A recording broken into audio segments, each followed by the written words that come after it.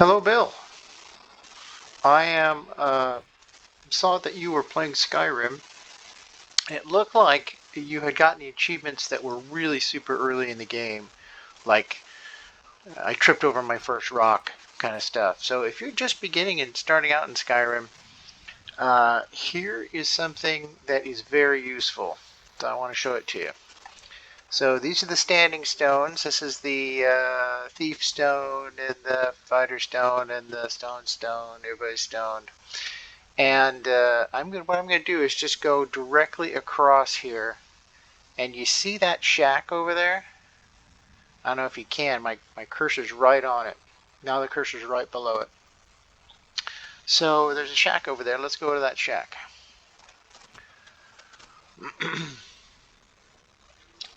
A little bit dark right now. In fact, let's advance time a little bit. Let's do this during the day.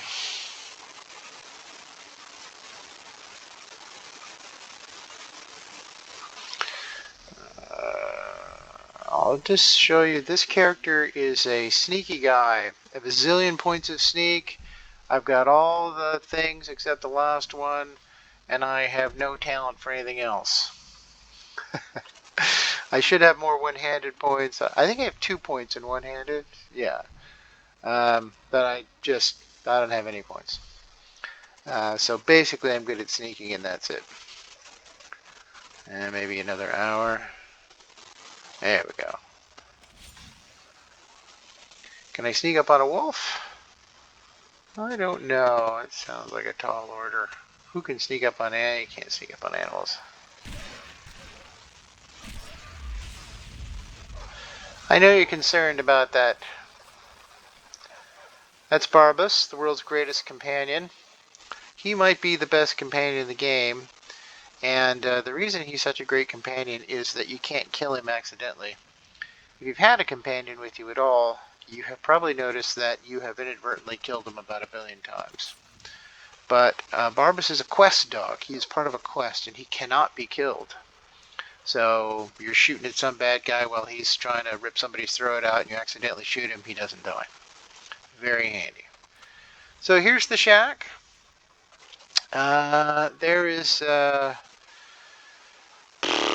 whatever the name of that first burrow is that you go into with all the Draugr in it, the first one, right over there. In fact, you come down the mountain, not here. Where do you come down the mountain?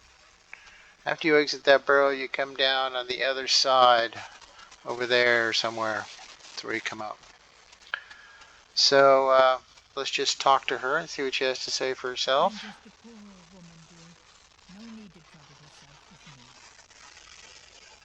You probably can't hear her, but what she says is, I'm just a poor old woman, dear. No need to trouble yourself with me.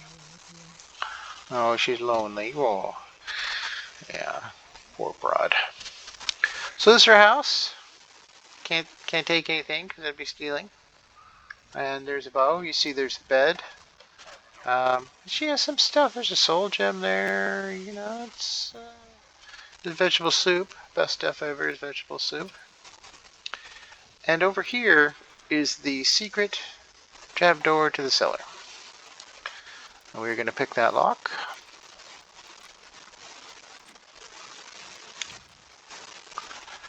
And down here in the cellar, we find an arcane enchanter and an alchemy table and a place to put your alchemy goods. So there's a bed, there's the alchemy table, and there's the enchanting table. And there's you can store things here also. I generally use this for my alchemy ingredients as I collect them, and I use this for my blacksmithing ingredients as I collect them, because obviously you collect them, you spend a lot more time collecting them than using them. So, pretty handy spot. If only you could use this as your house. Well, as it turns out, she doesn't take well to having you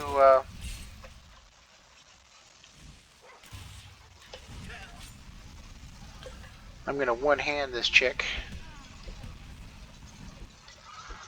I'm hitting her with the claws.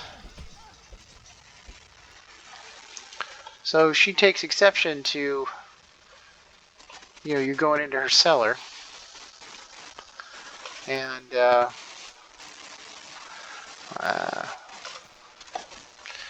so now everything is still stolen, but you can sleep on the bed. Oh, look, there's a bag of gold.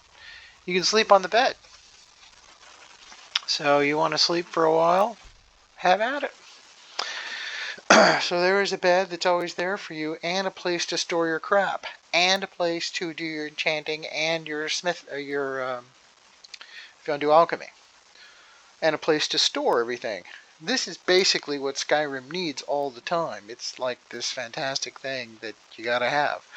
A house in Whiterun after you do some quests costs 5,000 gold. This place is free. And a further note, down here is a letter. You can read it. Helgi dear, why do you hesitate? Can you feel the power coursing through your blood? You anyway, she's a witch. Apparently her sister is out humping some boy and doesn't want to come and be part of the coven. So her sister's going to be here soon. We're all going to get together and be a coven right here. And I'm going to steal something, maybe this death bell, and oh, this really, some nice poisons up here. Paralysis poison's really good. She's dead, but I'm stealing them anyway. Once you've stolen something and you have spent the night here, maybe you have to steal something first.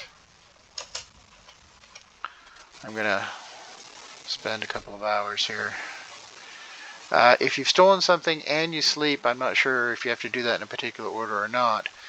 Then what happens is, by the way, here's a book on alchemy. There's the dog getting in the way. Fuck you, dog. I love the dog as a companion. It's easy to shoot over his head and so forth, but what a tremendous pain in the ass when you're trying to come and go. So what happens is her sister is a little upset that we have killed her. And so what she does is she hires some folks to come and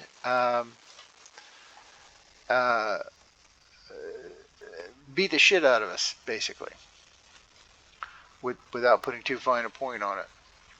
And they will come about any time. You'll be wandering around anywhere. A lot of times I think it's been after I've had a night's sleep in the cabin, but really just any time. I've met the conditions, which is that I've stolen something and I've slept in her bed. And so they'll just show up, and there'll be 4 guys, and they'll be chiefs. They'll be bandit chiefs. So they're pretty gnarly guys, and they will beat the hell out of you. So there's the cabin, and I'm heading back towards whatever the name of the town is that you start off at. Where is it?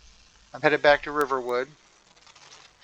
And as I head back on this side of the river, you see there happens to be a pair of stairs here. And when you climb up here, this will take you to well,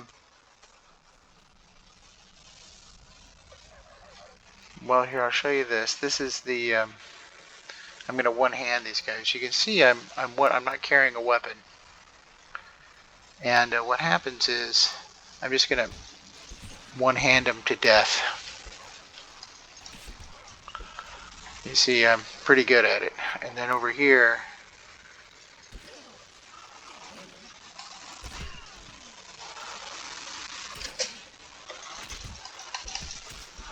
even with this armor on, one of the advantages to one-handed is you see how quickly I'm swinging. You just really swing on them. So it doesn't do as much damage. Well, initially it does do when you first get it, compared to if you're just starting off. The one-handed is pretty awesome. It works better than, and I'll show you why. Here's my one-handed skill. when you start off, you don't have any one-handed skill. So you put a dagger as a sword or a mace or something in your hand, one-handed. You don't have any skill. You're pretty weak. And a sword is 7 or 8. I mean, it's not that big a deal, and you don't have any points. Um,